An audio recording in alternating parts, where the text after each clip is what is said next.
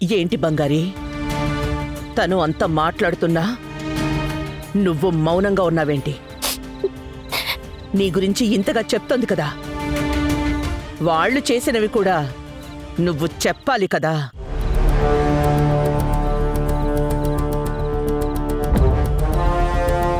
నువ్వు చెప్పకపోతే ఏంటి, నేనే చెప్తాను. ఏయ్, బంగారి గురించి నీకేం తెలుసు? తన కుటుంబం గురించి నీ ఇష్టం వచ్చినట్టు మాట్లాడుతున్నావు. బంగారి ఏం తక్కువ కాదు. వాళ్ళ నాన్న తనని ఓ మహారాణిలా పెంచారు.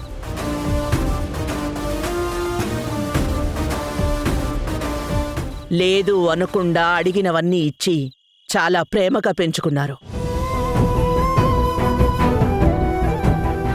ఆయనని నమ్ముకుని ఆయన కింద ఎంతో మంది పనిచేసేవాళ్లు.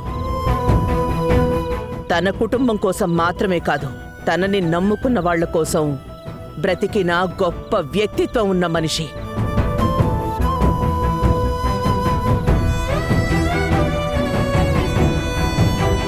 ఆయన చేసిన ఒకే ఒక తప్పు, అందరి తండ్రులు చూసినట్టుగానే తన కూతురు పెళ్లిని తన శక్తికి మించి చెయ్యాలి అనుకోవడమే.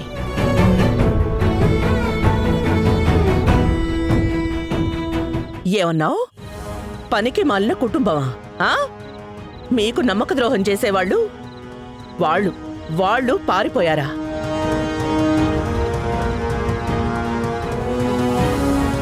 సొంతం అంటే ఏంటో తెలుసా నీకు? అయిన వాళ్ళని ఎలా చూసుకోవాలో తెలుసా నీకు? కష్టం వచ్చినప్పుడు కూడా నిలబడాలి. ఎంత సమస్య వచ్చినా కూడా పక్కనే ఉండి సమస్య తీర్చాలి.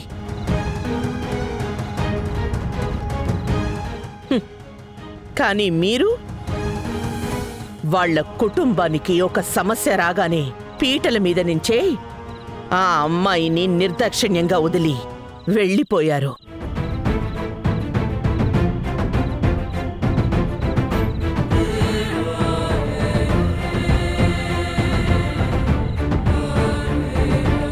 ఇప్పుడు చేతులు దులుపుకొని పోతున్నావే, రేపు నలుగురు ఆడవాళ్లు ఎలా బతుకుతారని ఒక్క సెకండ్ అయినా ఆలోచించారా?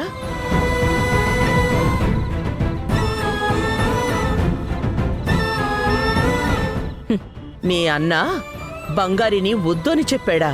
బంగారినే తన ఆత్మాభిమానం కోసం మీ అన్నలాంటి ఒక అవకాశవాదిని వద్దు అని చెప్పింది.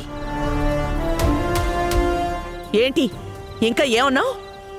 అప్పుంది అని తప్పించుకున్నారా?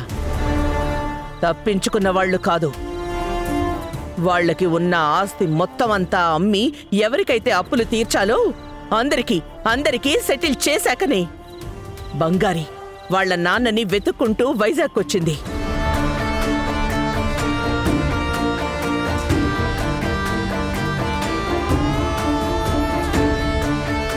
బంగారి ఎప్పుడూ కూడా ఎవ్వరి దగ్గర తలదించుకుని ఉన్నదే లేదు. ఎవ్వరినీ మోసం చేసింది లేదు, అబద్ధం చెప్పింది లేదు. ముఖ్యంగా ఎవ్వరి దగ్గర నటించింది లేదు. బంగారి నిజాయితీ నేర్పే ఈరోజు ఇక్కడ ఉండేలాగా చేసింది. నువ్వు నీ ఇష్టానికి ఏదేదో మాట్లాడుతున్నావు. బంగారి కష్టానికి సామర్థ్యానికి ముందు నువ్వసలు తన పక్కన నిలబడలేవు కూడా. బంగారి జీవితం ఓవర్ నైట్లో మారిపోయింది. బంగారికి ఇల్లు దాటితే ప్రపంచమే తెలీదు. నాన్న సడన్ గా కనబడకుండా పోయేటప్పటికీ బంగారి మీద కుటుంబ భారం మొత్తం పడింది. ఇంకా చిన్నపిల్లలాగే ఉన్న ఒక చెల్లి, పెళ్ళిడుకొచ్చిన ఇంకో చెల్లి, బయట ప్రపంచమే తెలియని ఒక అమ్మతో బంగారి ఈ కుటుంబానికి ఇంకో తండ్రిలా మారింది. అందరినీ తనే చూసుకుంటోంది.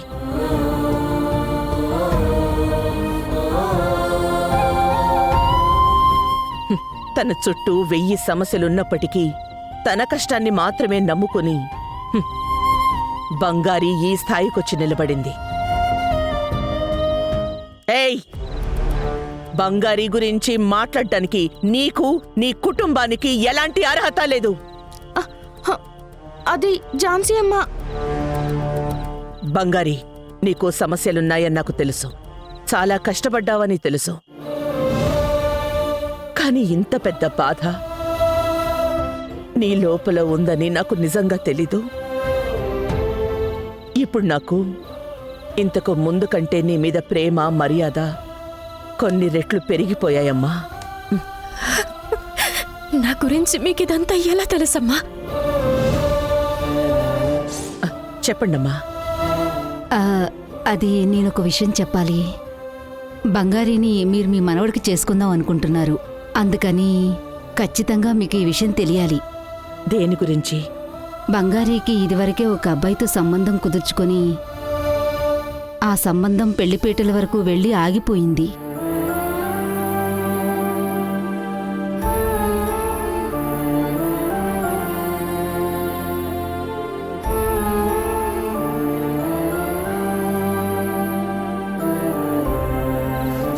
బంగారి, నువ్వు ఎవరి గురించి తల వంచుకుని నిలబడకూడదు. ధైర్యంగా ఉండు. నేను నీ కూడా ఉన్నాను, ఎప్పటికీ ఉంటాను.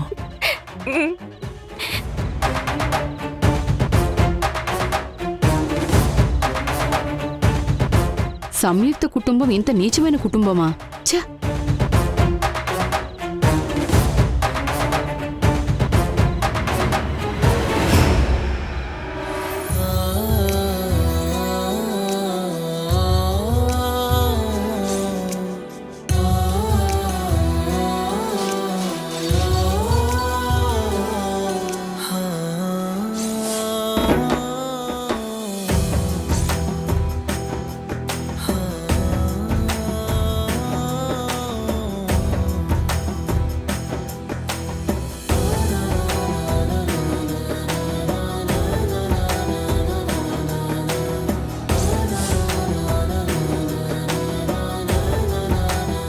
ఝాన్సమ్మా,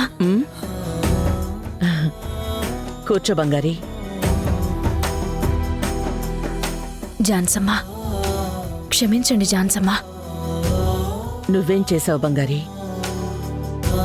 అంటే అమ్మా, సంయుక్త ఇంకా ప్రేమ నాకు ముందే తెలుసు అని మీతో చెప్పుండాల్సింది.